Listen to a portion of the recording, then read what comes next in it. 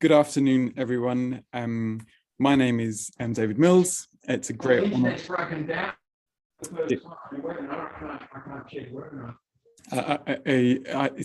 You just heard Simon Margins there, our chair. Unfortunately, he's having a problem with his internet connection. So I'm going to be in this sort of rather problematic situation of chairing our own webinar. But if Simon can't get back in, then of course I'll hand back the chair to him. What we will do is we will, in some ways I ought to inform you about how the procedure works for the webinars. Please keep yourself muted, and this is being recorded just to let you know that that's the case. And then at the end of the webinar, after half an hour, when Natasha and I have finished, we'll ask you to put questions in the chat, and I will then chair those questions. You can use speaker view at the top right, so you can watch us, or gallery view. And as we say, please feel free to ask questions as we go along. So with no more ado, I will start our presentation.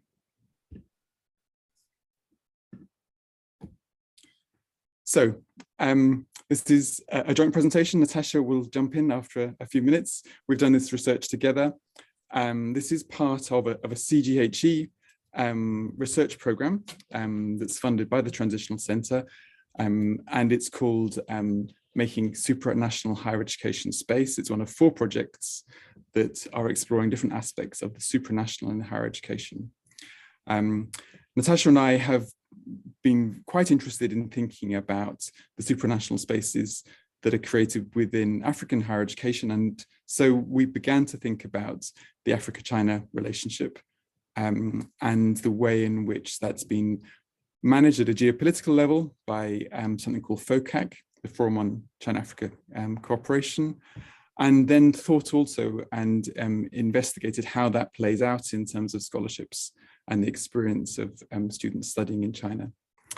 We're really honoured here, hopefully, to have some of our participants who we've interviewed as attendees, and we welcome their comments and reflections on our presentation as we welcome all our comments. So let me tell you a bit about the project. What we did and what we were interested in is thinking both about FOCAC itself and its role in facilitating these transnational higher education linkages, and in particular the support for doctoral research in China. And so Natasha and I have interviewed last year on Zoom, making the most of Zoom, to interview 26 Tanzanian, Ghanaian and Ethiopian nationals who were enrolled or had finished the doctorates in China. And the purpose of this was really to understand their experiences of what one might call Chinese knowledge diplomacy, and to understand how they experienced doctoral training in China, and how that might be changing their attitudes towards research, towards publishing in their own universities when they return to think about their own academic practice.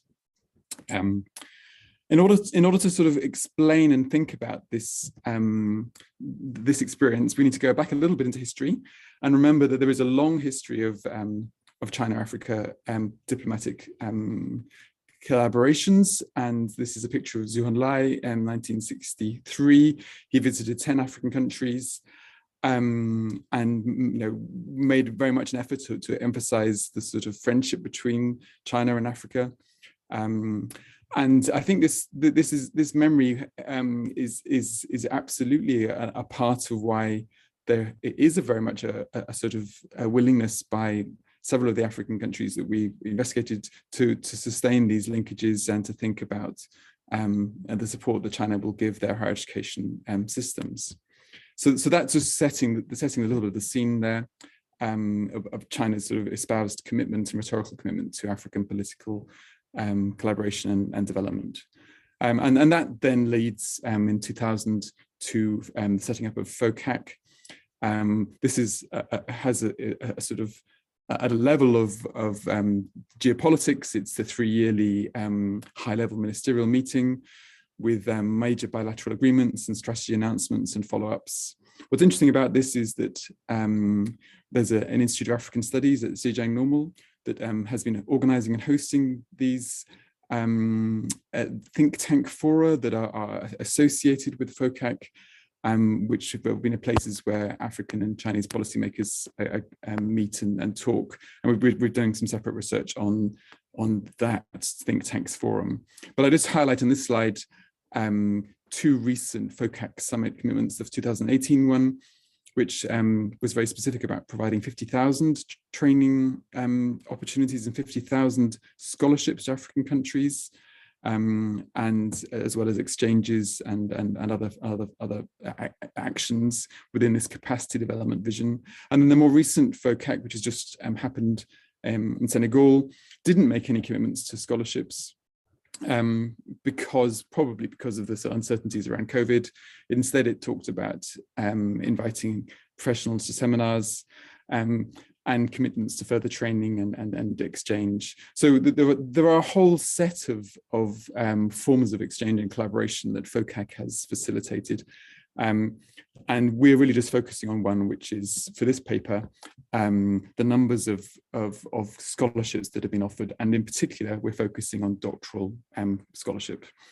And so what we thought we'd do is we thought we would, given these numbers, given the sort of rapid growth, and if you can see here, the growth, if there's around 80,000 students registered in China in 2018, about 10% of those were enrolled for PhDs, doctorates, and a quarter perhaps of those were on scholarships. So you can see, even in the space of 1 year, these are the most recent years we've got, you see 2,000 more enrollments. So it's a rapid expansion. And we've chosen 3 countries to sort of drill down here to look at the experiences of researchers from Ghana, Tanzania, and Ethiopia, to understand their journeys into these opportunities for doctoral study, their experiences in China, and their thoughts about how this might then change their own academic practice.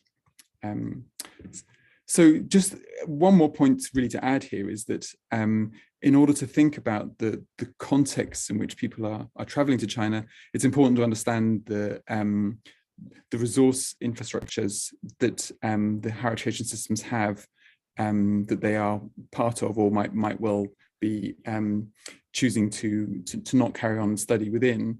So here, obviously, GDP per capita varies, but none of the 3 countries we're looking at invest even anywhere near 1% of their GDP in research and development. That's 1% was a recommended African Union target.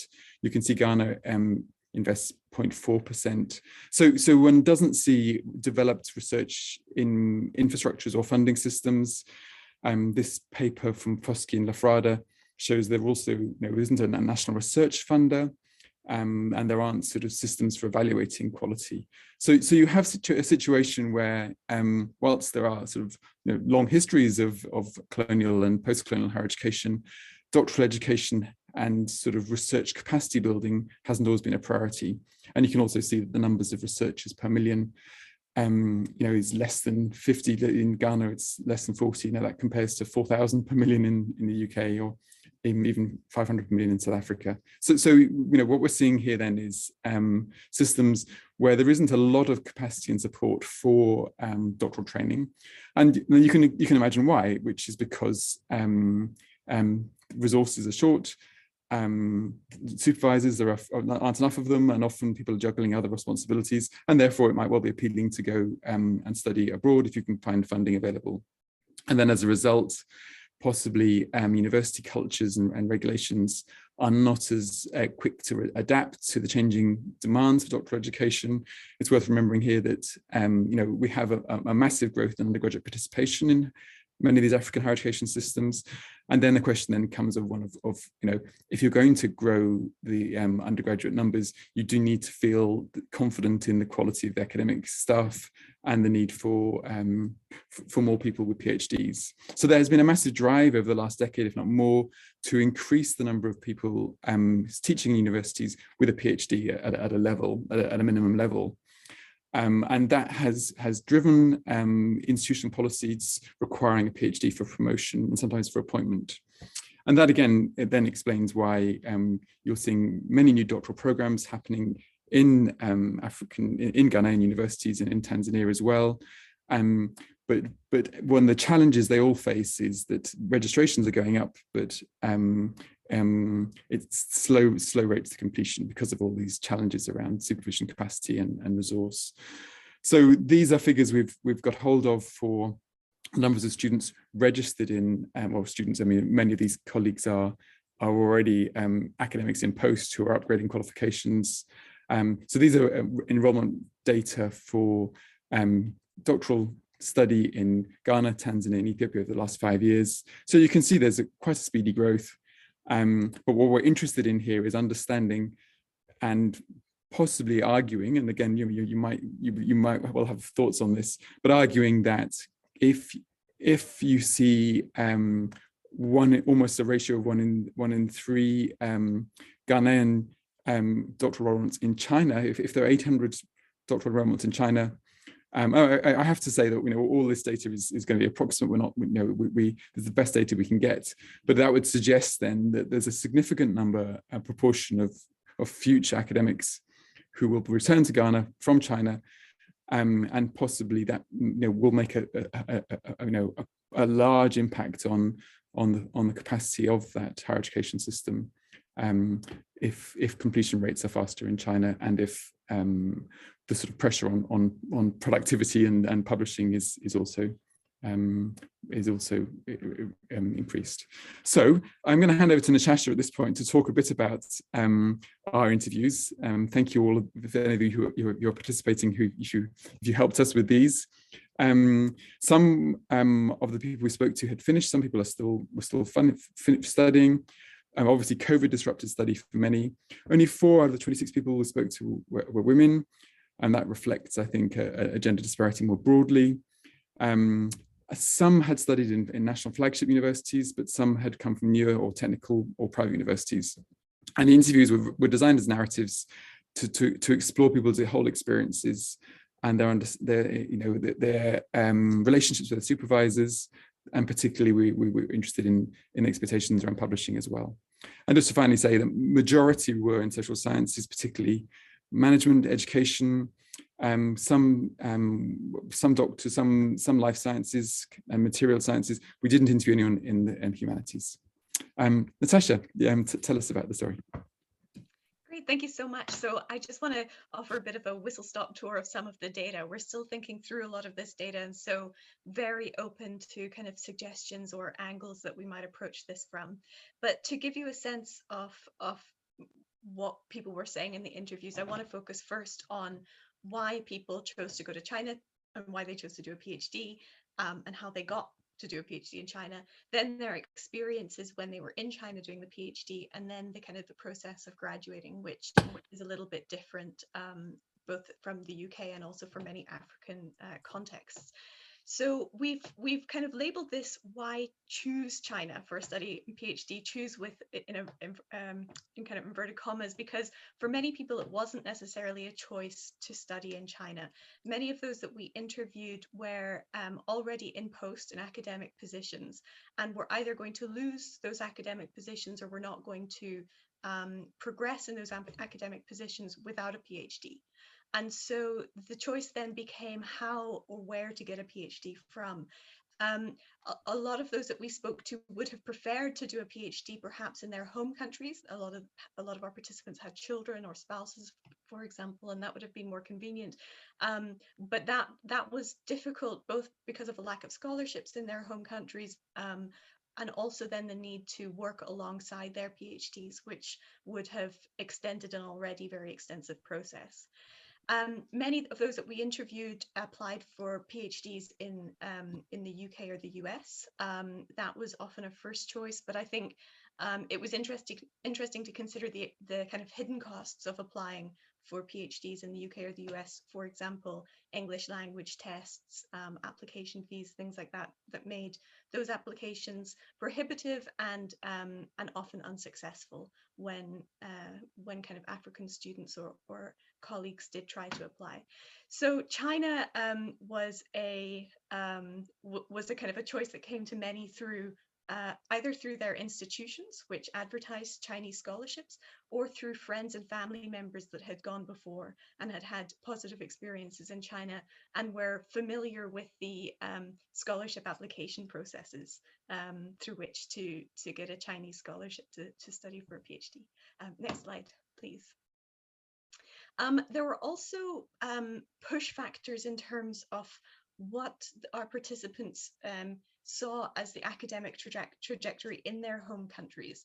And I think a lot of this, interestingly, centered around issues of supervision and academic hierarchies. A lot of our participants effectively were describing quite a random process of doing a PhD in their home institutions in Africa, and a process that was very kind of dominated by the whims of their professors and seniors. So, for example, one of these participants describes how in your institution you're at the mercy of your professor, and if he doesn't agree to your publications, you can't submit your thesis for graduation. And so this kind of sense that you're quite powerless and that the system isn't very streamlined in terms of your graduation, which again was a reason why many went to China for their PhDs. Next slide, please. And then also, unsurprisingly, a lot of the participants spoke about this perception that research resources were going to be much better in China, and that in their home context there weren't either the professors or the material resources needed to really supervise the kind of research that they wanted to do. Next slide. Thanks. So when students arrived in China for their PhDs, there was unsurprisingly a lot of surprises. Perhaps one of the first surprises that many of them faced was that the research proposal that they had submitted as part of their PhD application was used as a general guide for selecting their supervisor, but often wasn't the project that they were able to carry out when they actually were.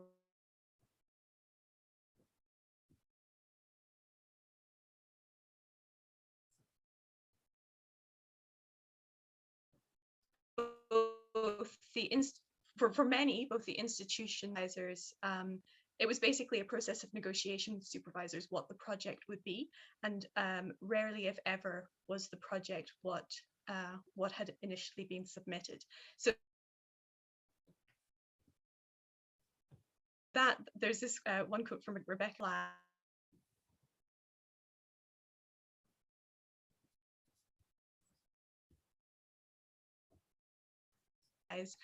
in her relationship with her supervisor, the idea that she was going to have to bend to his research interests because he wasn't going to bend to hers. So again, I think a slightly opaque process perhaps in terms of applications, which then meant that there was a lot of upskilling that needed to be done. Students, once they arrived, needed to learn new research techniques, needed to get to grips with a whole new literature because they were suddenly in a field that was maybe a cousin of the field that they had initially thought that they would be doing their PhD in. Next slide, please. However, the research culture and the research training that they received at their Chinese institutions, many described as being much more useful than that which was provided in their African institutions. So two aspects of this research training that I think are really worth mentioning. The first is that in Chinese institutions, our participants experienced strong research groups that would work alongside each other and meet once a week with their professor or supervisor to discuss and update on the research that they had completed that week. So that meant that not only were students kept quite tight deadlines and quite high expectations about what they were going to produce, but they also had a sense of collegiality, which meant that they ended up publishing with many of their fellow PhD or master's students. And ultimately that, of course, resulted in in many more publications per student. So that was something that many of the students mentioned as being a huge positive. And sometimes those relationships that were built among kind of student groups, or in China it's called tongmen, those student groups ended up working together even after they had graduated, and kind of formed these international partnerships even once PhD students from Africa had returned to their home countries. The second aspect of research training was the level of equipment that was available, particularly for the natural sciences. And that was something that students kind of really described as being astonishing to them, and gave them a research experience they wouldn't have had otherwise. But I think it's also then posed challenges when they move back to their home institutions in Tanzania, Ethiopia, or Ghana, where sometimes their home institutions didn't have laboratories, didn't have stable internet connection. And so then there was a challenge about how to continue this research agenda in the absence of the resources that you had been trained to use. Kind of moving a little bit quickly, the regulations regarding how students graduate from their PhDs in China are changing and are a little bit in flux. And that was definitely something that our participants were negotiating. So for example, this participant is talking about how he came to China with a certain expectation about what was required to graduate. And in the process of completing his PhD, new regulations were introduced, which would then extend the length of time he would need to be in China. This comes at both a huge financial and emotional cost when people are leaving behind young children, for example, in their home countries. And of course, with the pandemic, that has meant that many of our participants were separated from their families for years at a time. And then, of course, the need to self-sponsor after scholarships ended. Next slide, please. There was, interestingly, these PhDs are, for the most part, taking place in English. That was sometimes a promise that was not realized on behalf of the Chinese institution. Many of the participants that we interviewed recall having supervisors who didn't speak English, and so all supervision had to go through a translator, which was obviously hugely burdensome. And also, when students arrived, there was a small expectation that they would study Mandarin for at least 6 months, but many of them interpreted that as being enough to order a meal at a restaurant, certainly not enough to conduct a PhD in. And then one of the things that I think, again, is really worth mentioning is that many of the students, all of whom were Black, were negotiating cultures of prejudice, particularly towards Africans and Black people in China. This sometimes came across in their research groups or with their supervisor. For example, a sense from some of the supervisors that that the expectations for Black students were not as high as the expectations for Chinese students, which is obviously very problematic. But mostly it came from the outside community, the kind of the city they were living in outside of the walls of the campus. And one student, for example, Emmanuel, described how his university really tried to protect African students from the racism that they experienced when they left the university campus, and guidelines were for African students not to leave university campuses because the university couldn't be responsible for the racist abuse that they would receive outside in the city. So that's a really interesting, I guess, dynamic when thinking about why China wants so many African students to come and study in its institutions. This idea of soft power and what impression Africans are leaving China with after spending several years studying in their universities. So to think about how to graduate in China, as I said, these are kind of fluctuating regulations, but one kind of commonality across all of those that we interviewed was the need to publish in several SCI journals in order to merit graduation. And only once those SCI papers were accepted was the certificate finally granted. And this had several interesting effects. I mean, not only did it force students to start publishing from their first year, It also meant that Chinese universities are publishing, in great volumes because of this pressure. It did lead at times to maybe corrupt practices. For example, students needing to submit to multiple journals at the same time because the timeline of a 3-year PhD just didn't allow them enough time to publish 3 papers. And that it also meant that many students who had completed their PhD research and had submitted their theses still did not formally graduate from their PhDs because those papers were still not published. And so that has led to this kind of interesting population of people who both have and don't have PhDs from China. And maybe that's something that we can speak about in the discussion. So yes, I mean, I think this idea, this almost fetish of the SCI publication is really something that a lot of the participants that we interviewed described as being quite a revelation for them.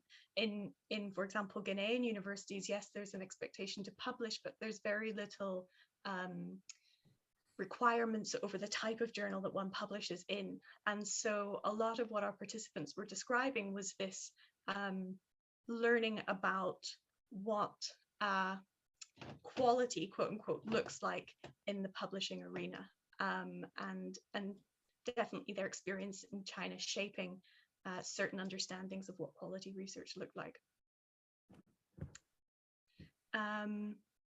And yeah, just to kind of end, I think that a lot of, unsurprisingly, maybe a lot of the participants that we interviewed were quite excited by this new Africa-China relationship.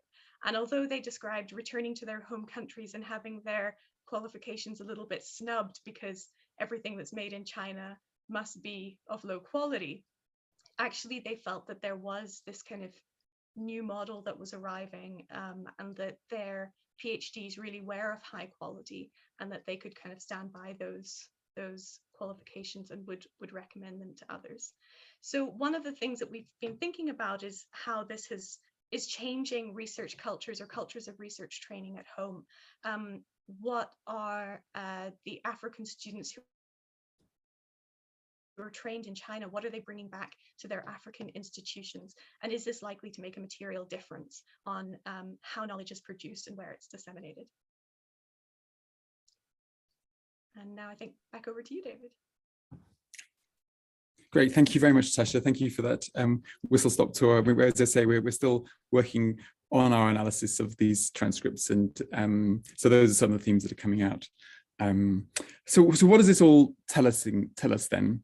So I think what it's telling us is that there is no doubt that this is a form of knowledge diplomacy, a form of what Ben Abdallah called relational power, that's enacted through the forms of expertise training, of knowledge exchange, and it is clearly contributing to more collaboration. This graph here shows collaborative publications as a percentage of all collaborative outputs, and clearly we're not talking massive numbers, but there's no doubt there's significant and steady growth in these collaborations.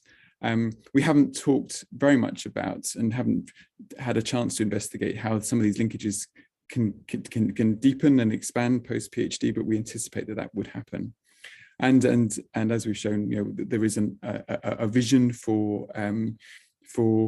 how that experience might be deployed in changing university institutional cultures at home. And so then the question then I think probably is, what are the geopolitical aspects of this? What does this all mean for what our original theme was, the question of the transnational and its role in knowledge production? So clearly we now understand that if we're going to change the shape of the global, we need to think about how universities work a bit differently. And I think what we've tried to argue is that you could begin to see here an African-centered, as Sharp puts it, geopolitical imaginary emerging. Robert Young famously talked about a tricontinental perspective. This is going back to a very important conference in 1966 in Havana, which was beginning to think about a South-South relationships in a new way. With lots more we could do here, but I think where we'd get to really in concluding is that we think there's some very interesting developments possible here, and this perspective of thinking from the experiences of African researchers in China does give you a sense of a new possible transnational imaginary that is bicontinental, that is comparative, that is potentially rethinking what research is for and how it should be carried out. Simon, I don't know if you're able to chair us now, but we'll begin to wrap up. Thank you very much. Yeah, and thanks, David and Natasha, and apologies again for missing the start of this. My internet connection is still unstable and drops out every so often, so don't be surprised if it happens again.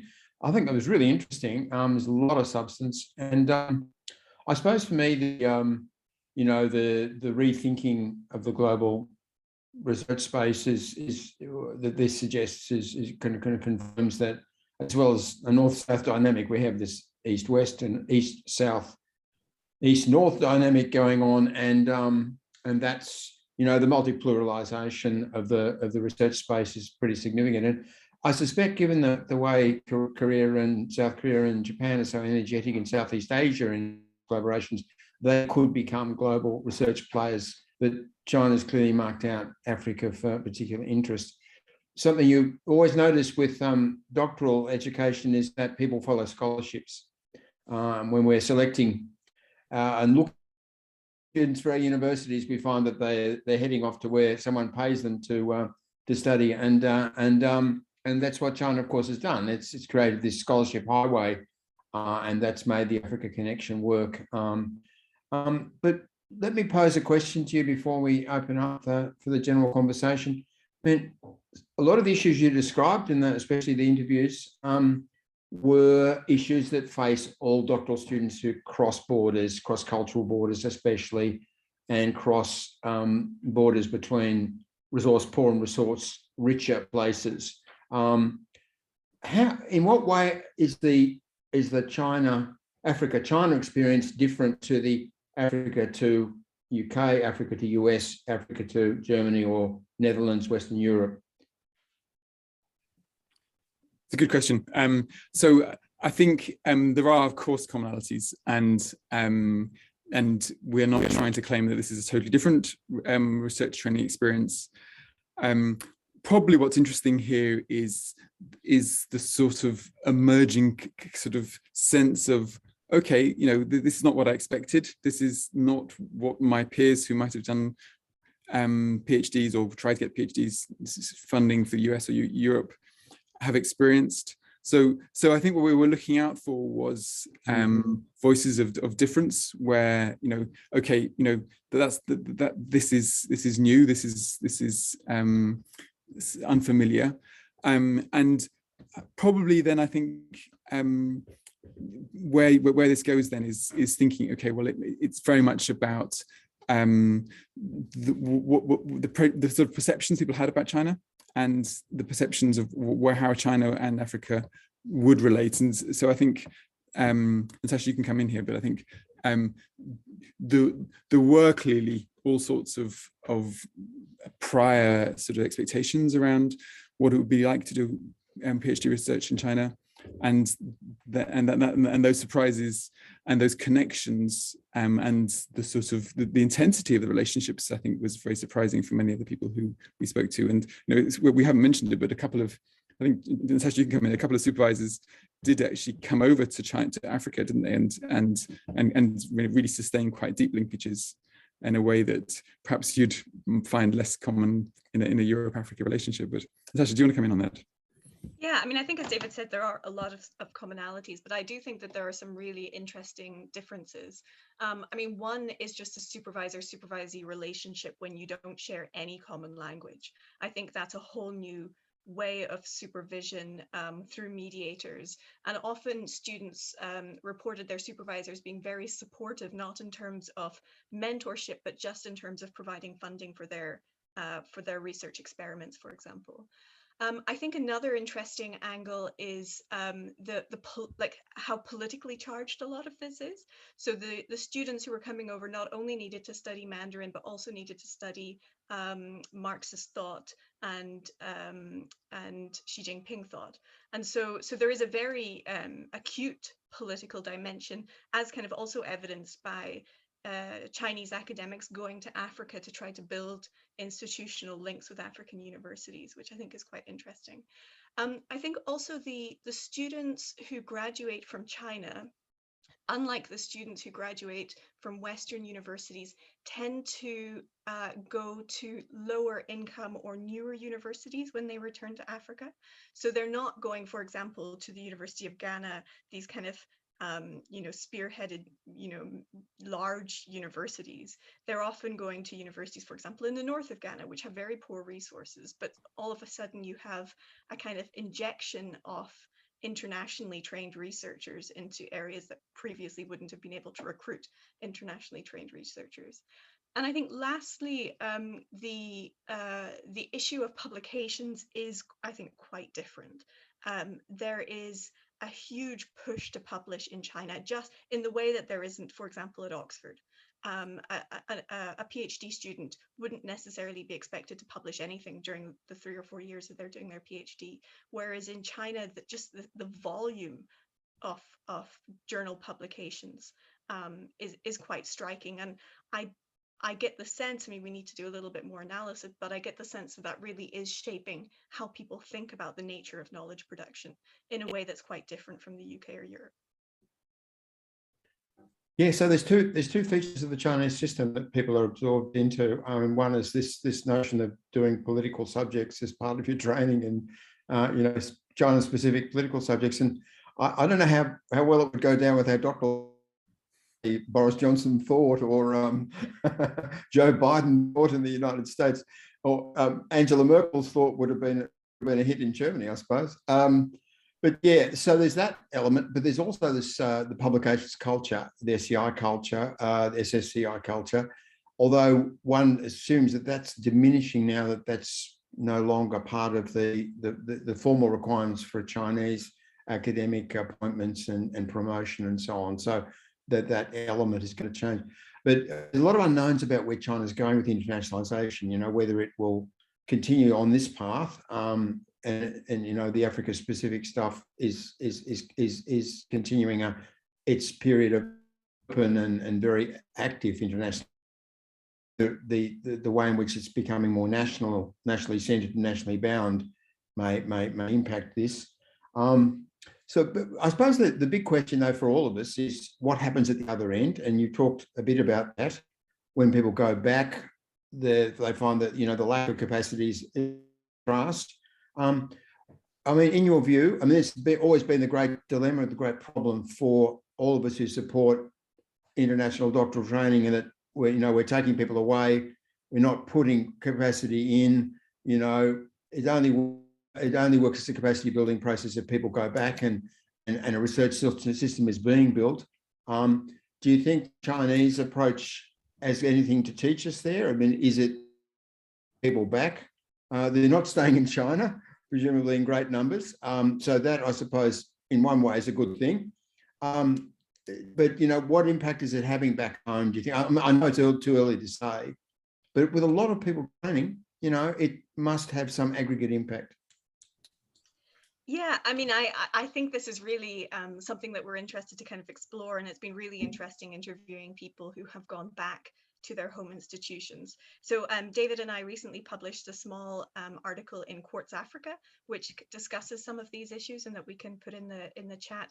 But it's basically looking at the case study of 2 African academics, Ghanaian academics, who studied in China and then went back to a very small new institution, but where there was really quite significant numbers of Chinese trained researchers at that institution. In some departments, as much as 30 or 40% of the research faculty were trained in China.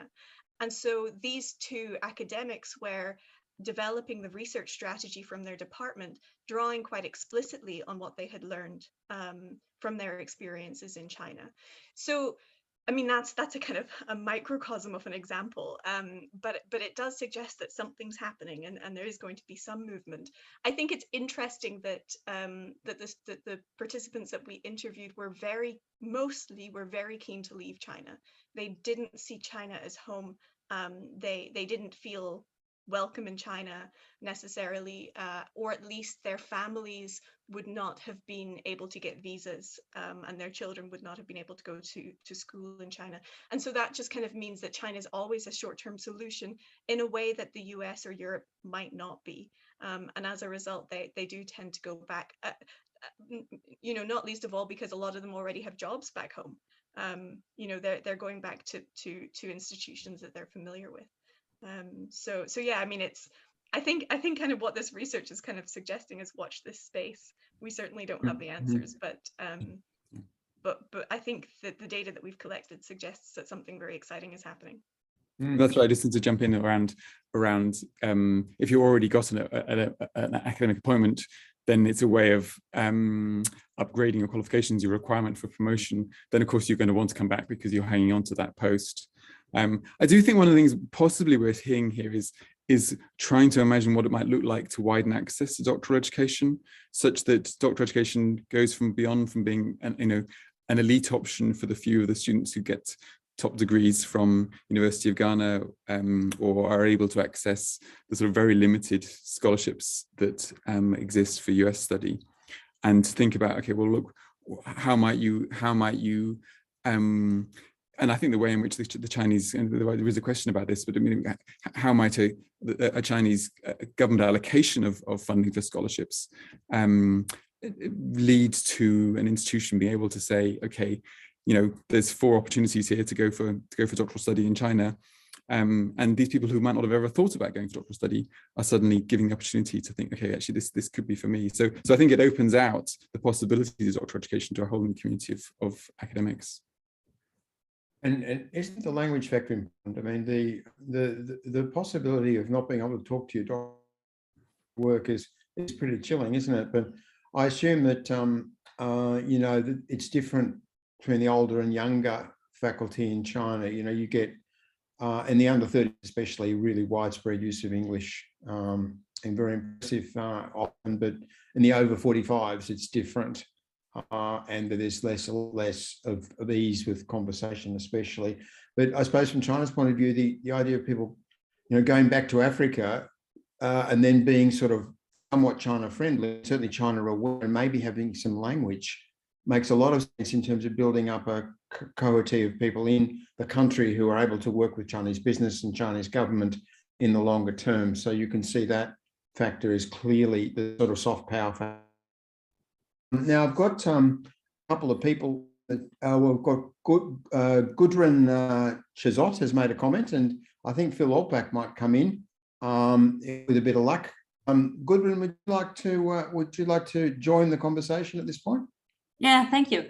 I wanted just to add a question on this point of how attracting people, and why is it so attractive for African researchers going to China for doing a PhD. I'm working at DAD, perhaps you can see it in the background, and we see that often, we have a lot of concurrence. I'm just looking for my words in English. We see really the competition between the different funding organizations and countries.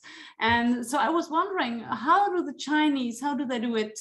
Do they do a lot of advertisement for scholarships? How do they go to the universities for finding the talented people? Because I think that, I imagine that they try to really get the most talented people with the most of perspective afterwards, going back to the institutions in a high position for getting more concrete cooperations done, etc. So how do you have some information about this? And as well for the funding scheme, when you say they don't bring the family with them, when I see people coming to Germany, they have the right of bringing their families. So this might really be a big argument more for European countries perhaps than for China, but people, they go to China in high numbers. So what are the explanations for all these? So I can kind of pitch in. Well, one is that it's just very, very difficult to apply for a university in for example, in the UK or in the US. You need to do an IELTS exam. You need to score very highly on that IELTS exam, and that's an expensive exam to take, and it's only valid for 2 years. I think in China there's no language requirement, and so that's an obvious advantage for China. I think also, I mean, many of those that we interviewed had applied for Western universities and either not being granted a position on a PhD program or weren't given any funding. Sometimes when funding is given, it covers, for example, the fees, but not the maintenance costs. Whereas China, at its very basic, gives accommodation, maintenance, and the fees. And if you have a more prestigious scholarship, then the stipend is really quite generous, and you get flights home throughout the trip. So there is a kind of a money issue there. But I think in terms of how China recruits, there's several ways that it recruits. For example, in 2019 in Ethiopia and Addis, there was a big fair, a higher education fair, just kind of advertising or allowing Ethiopians to chat to Chinese universities. So that was kind of one of the ways that they were doing it.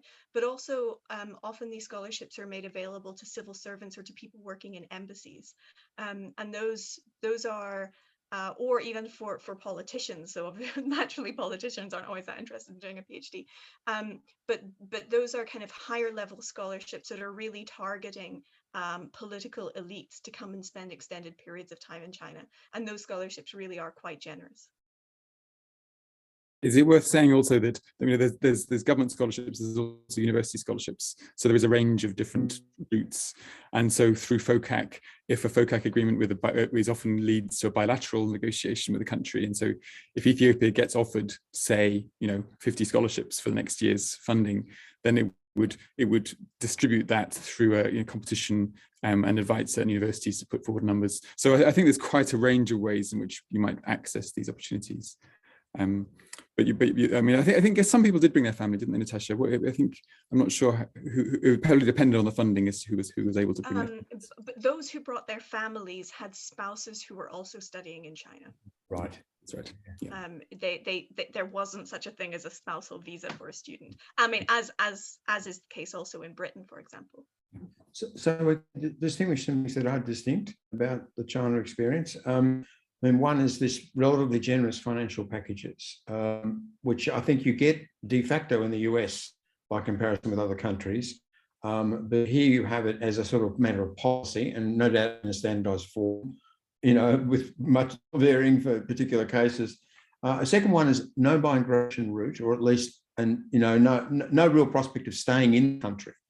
That changes things quite a lot, I think, compared to the experience of going to the US, especially, and Canada, and Australia, which is so migration focused and always, looking for skilled labor, basically, especially in science-related areas. UK, again, with its more generous visa policy, is saying the same thing. I think, it's making it possible for international students to think about living in the UK after they graduate. But China, no. So that's an important difference, I think. Now, at this point, to bring in John Kirkland. John, you have a comment in the chat, and perhaps you'd like to, it's a question. You'd like to put that question on screen now? Well, my question is the one that I had in the chat. Simon, you mentioned a few moments ago about the extent to which this could feed into a soft diplomacy policy. And I just wondered to what extent there was evidence that China were trying to reinforce that, for example, through alumni programs or follow-up visits or further engagement after graduation, and whether there are any implications for the UK. I mean, I had some involvement in managing UK scholarships for several years. And I think we flattered ourselves that the scholarships we were offering had an impact in terms of public diplomacy. But our approach was relatively scattergun, and scholarships for PhD study were a relatively small part of the British offer. So I just wondered whether there was any implication that you could see for the UK out of your research. This is such a good question. I don't know, David, if you want to go. Sure. Well, I mean, I think that wasn't our intention in doing this research, but I think it is interesting thinking about how one assesses soft power and its impact. I think probably in this context, it's far too early to tell, and probably even in the context of Chevenings or the Commonwealth scholarships, you have to play a long game to really understand the impact that a scholarship program has in years to come. I've no doubt that if you start publishing with your supervisor, you are possibly likely to stay in touch with them, and I could imagine ways in which those experiences could lead to further research connections. We have been trying to look at that, and obviously I think that we haven't got very far down the line of are these academics able to access research funds as they build their own research profiles in Ghana or Tanzania or Ethiopia. I think we're beginning to see some signs of that, but we'll have to investigate that further. Around alumni, and Natasha, I don't think we particularly picked up on that, did we? But no, but I think kind of in response to both what David said and the alumni question, my sense, and I'm really aware that there are people in this Zoom room that have firsthand experience of this, but my sense is that China is still grappling with what it means to have a large African alumni. From their Chinese institutions, and grappling with how to make best use of that. I mean, obviously, as we just said, on one hand, they're trying to recruit people who are, politically powerful to come and do PhDs, or people that they think are going to be politically powerful to come and do PhDs, in the hope that that will have a kind of a soft power, positive influence on their impressions of China. But I think that they're still really struggling to know,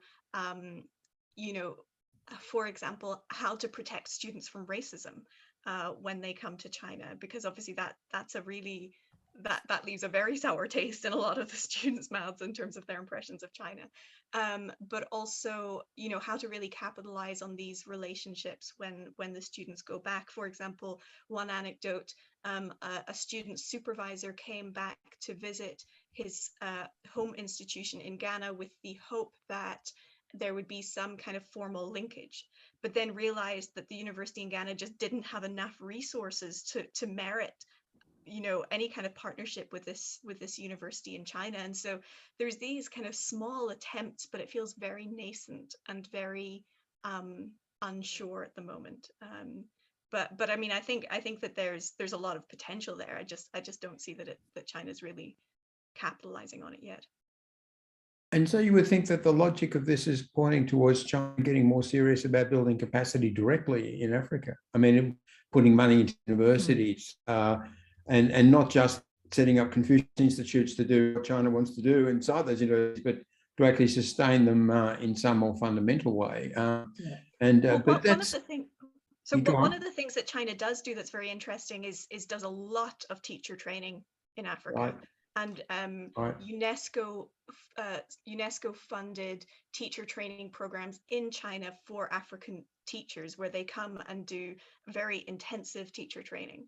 And so it's an interesting model of trying to improve the education system from the bottom up.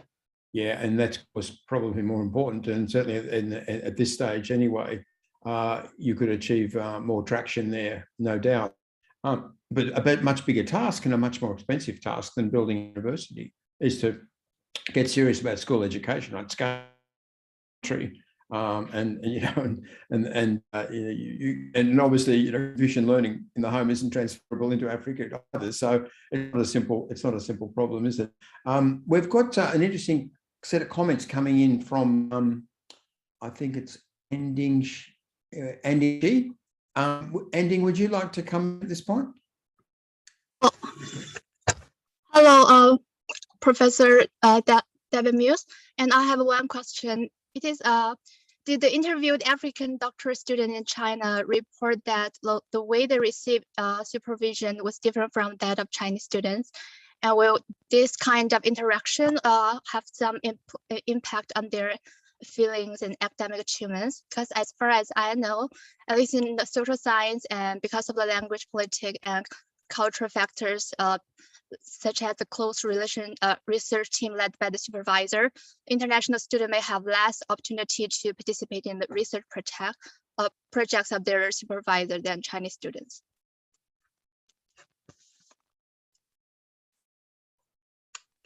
Do you want to answer that, David? Oh, shall I go? Yeah. So yeah, I think ending that's completely right. I think that a lot of students did both pros and cons. I think some African students felt that their supervisors disrespected them, and there was an element of racism there in terms of what the expectations of what they could achieve were. But on the other hand, some of them felt that they were kind of given more opportunities, but also slightly exploited because of their English language ability. So several of those that we interviewed interpreted Chinese scholarships as a way for China to get more English speakers in their universities so that they could help their supervisors and fellow students to publish in English language journals. So on the other hand, then there's maybe an advantage to being a foreigner if you do. Yeah, thank you. And we did also encounter one group of Ghanaian students who actually worked very closely together. So they sort of, the people obviously knew about their compatriots and described working in teams. Yeah, I mean, I think that there's, yeah, in kind of, you know, a lot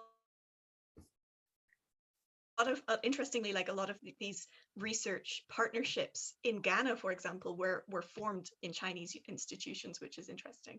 But in terms of the kind of opportunities, I mean, there is also a political issue where a lot of the African students were steered away from doing research with Chinese data because as foreigners, they wouldn't be able to have access to that Chinese data. And so they were steered towards doing research in their home countries where it would be easier and less sensitive to get access.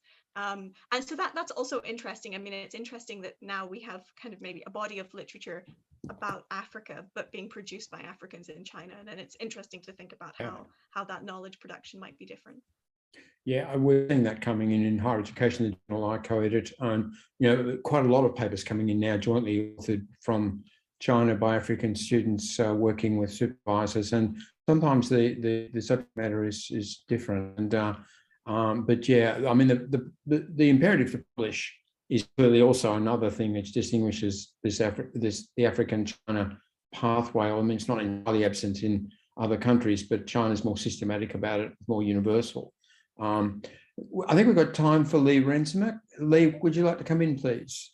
Okay, great. Hi, David. Hi, Natasha. Thanks for riveting talk. I see we're just out of time here. So question, which you're welcome to answer with a simple no, is just a big picture question about the overall flows of funding. As you know, I like to play with aid data. And so I'm looking right now at the total volume of scholarship-based, quote, aid from DAC countries to China for international scholarships. That is, the hosting international students in countries, particularly Germany and France, the largest funders of this, is 350 million a year. It's 12% of all scholarship aid coming out of the DAC countries. It's a huge chunk of money. And so there's no equivalent data from the China side. And I was wondering if you have any insight into this and how that compares to these figures. That's a really good question, Lee, and we didn't put it in our slides because we're not really sure. And I think trying to read the runes of the FOCAC white papers and policy documents is interesting. They're on one level they're very detailed, on another level they're not. They're very rarely any financial figures in those. So there is big commitments, often very ambitious commitments. I guess we could begin to work out from the numbers of students who have been offered places, something like the volume of funding, and I guess we could compare numbers, with numbers of Chinese students in DAC countries opposed to numbers of students in China. They're really good questions, and I think it's quite important probably for us to be able to begin to compare these aid flows. I know that UNESCO is doing some work on this, so it might be that we have some clearer answers. Natasha, I don't think we have any answers, don't we? Particularly, sorry.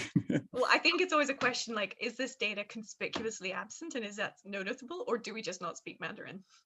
Yes, right. Yeah. And and we don't want to label China as being fuzzy with their data when actually we don't speak the language that it's published in. So that's, I think that's a limitation.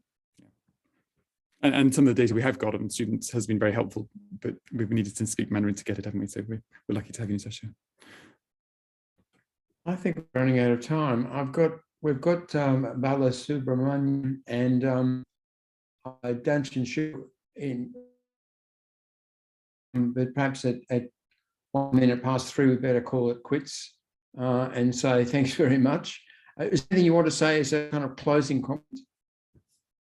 I did see a comment from some Paul Kariuki about Kenya, and I think what's interesting about this, the 3 countries we're focused on, is they do have strong histories of political relationship with China, which might explain why there's more scholarships going there, and as Paul noted, relatively fewer numbers of scholars from Kenya going to China. I think that might also reflect the strength of the Kenyan system itself in terms of the quality of doctoral education that's possible there, and possibly also its closer connections into sub-Saharan, Southern African possibilities, but also European. So I think there are a number of factors which are interesting. And there are very few South Africans, for example, go to study in China, which again reflects probably the strength of South African research training as well. Bala, I see you've come on the video, so why not quickly come in with your question, and we'll make that final moment.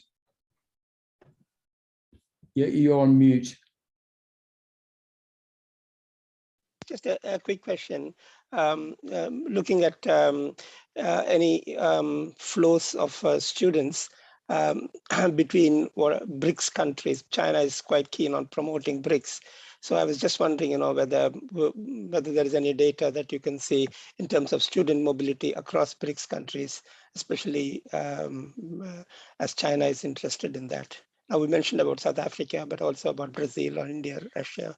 So if there's any mobility in that side of things. Well, that's a really good question. And I mean, Natasha can jump in. I'm not aware of specific BRICS initiatives to promote student mobility. It's interesting to know why not. And it might well be that there are individual bilateral agreements that I certainly know that many Indian students do study in China, for example. So that's something for us to pursue. That's a really good question. And also it's interesting that BRICS countries aren't necessarily the natural allies of China. So for example, there's a lot of Pakistani students who study in China. And that's kind of interesting to consider. Obviously, it's not a BRICS country, but many BRICS countries already have quite well-established domestic higher education institutions. And so maybe there's also less of a desire to go to study in China. Does the BRICS got to use by date, conceptually speaking?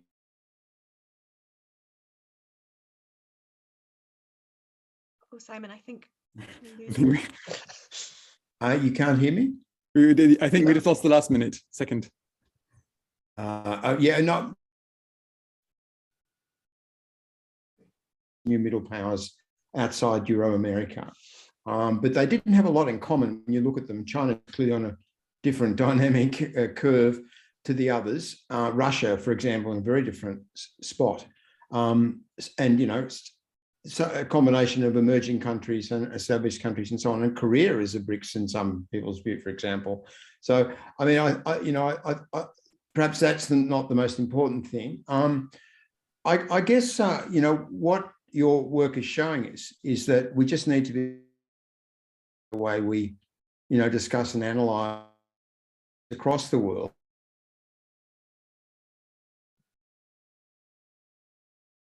Dancing Shu's point about racism, but my sense is that, it's one thing to compare the experience of East Asian students going to the West, African students going to China. The comparison you want to make is African students going to the West, and evidence we have is that in both places, African students had really serious problems. I mean,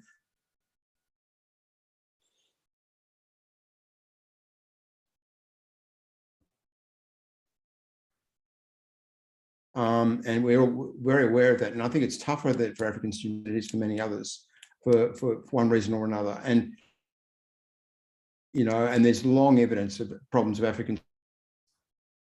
So in Russia, when African students used to go to Russia in numbers, in the 90s, there was a spate of murders, problems. You know, it's been a syndrome in lots of places. Thanks very much for stimulating these really important geopolitical developments, and you know, having the to try to start these conversations properly and get into what's really going on and how things are.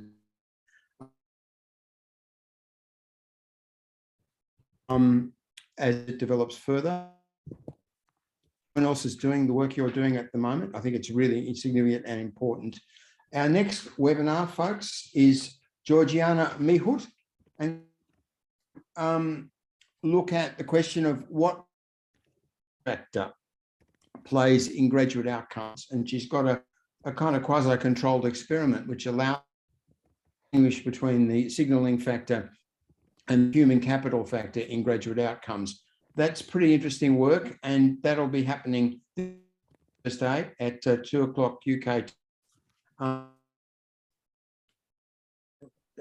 David and Natasha. Bye for now.